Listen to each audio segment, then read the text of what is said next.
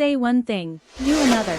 This is the pattern: 7 documented contradictions, 10 years of public record. Every statement you're about to hear is on the record: a speech, a tweet, a sworn transcript, a court filing. Every record that follows it is sourced the same way. We're not telling you what to think. We're showing you what's documented. You decide. 2016. Donald Trump wins the presidency using the very same voting machines, poll books, and election officials he'd later call corrupt.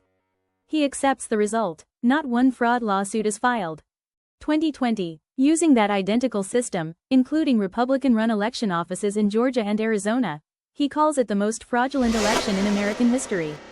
More than 60 lawsuits follow. Nearly all are thrown out for lack of evidence, including by judges he appointed. 2016. Hillary Clinton's private email server becomes the centerpiece of Trump's campaign. "Lock her up" becomes a rally chant. The message: no one is above the law when it comes to classified information.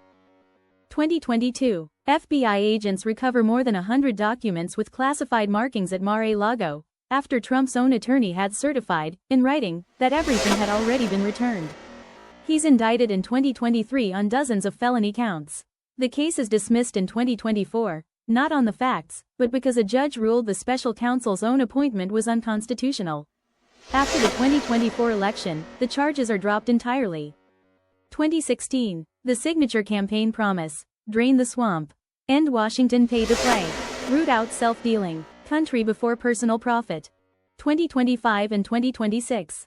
The Trump family's crypto venture, World Liberty Financial, nets an estimated $2.3 billion across 4 ventures during his second term.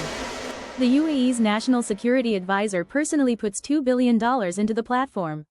Shortly after, his company is cleared to receive export-restricted AI chips. 2023 and 2024.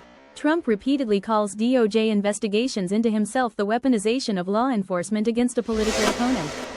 He pledges, if re-elected, to end the practice.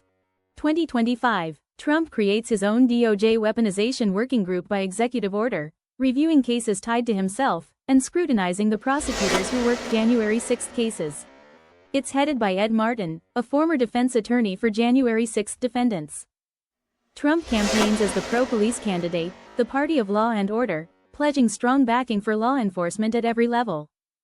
January 2025. Trump pardons or commutes sentences for January 6 defendants, including men convicted of violently assaulting Capitol police officers.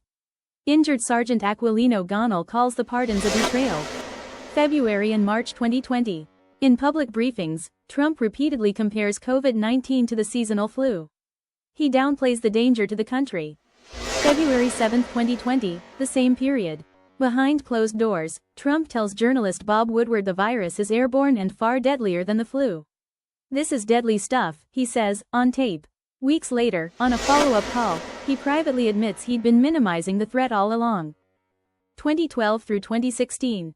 Trump repeatedly attacks President Obama's use of executive orders as unconstitutional power grabs. At a 2016 town hall, he insists he wouldn't need to rely on them himself. February 2026. Trump's own sweeping global tariffs, imposed by emergency executive order, are struck down by the Supreme Court, 6-3. The ruling: he lacked the constitutional authority to tax without Congress. 2 of his own appointees join the majority. Every claim in this video is documented: court filings, congressional records, and named reporting. Full sources are listed here, and in the description below. This is the pattern. Questions, not accusations. Every claim sourced. New investigations every week. This has been a Cheeky Mojo 72 production. Thank you for watching.